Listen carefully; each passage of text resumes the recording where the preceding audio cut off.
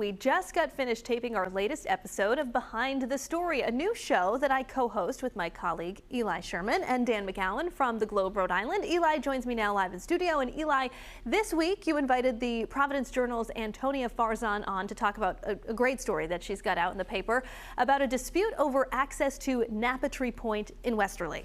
That's right, Kim. Antonia does such a great job, and I really encourage everyone to go read the story on the ProJoe's website. We'll also have a link of it on our website, WPRI.com.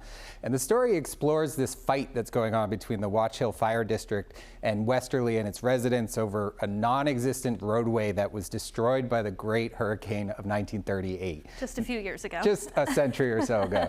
And that hurricane really devastated that part of town, so there is no roadway, but that is one of the only points of access for residents to access Napattree Point. Oh. And the fire district, wants to argue that it doesn't exist. And this is making people nervous that they might be actually trying to restrict access. I think a lot of Rhode Islanders are familiar with fire districts, but maybe some are not. So we asked Antonia to actually explain that for us. Take a listen. Can you just explain why Watch Hill needs a fire district of its own?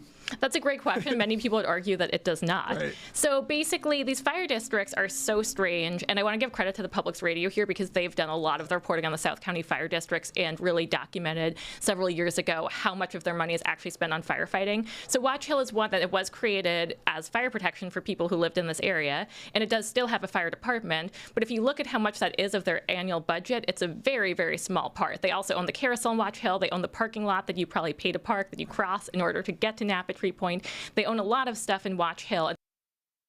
Antonia clearly did so much research for this particular project, and she also did a really great job weaving in some local voices from Westerly as well. Yeah, that's exactly right. She talked with just a lot of people, and she also covered a May 19th town council hearing that was open to public comment, and there were a lot of people who turned out that were not happy about it. Take a listen.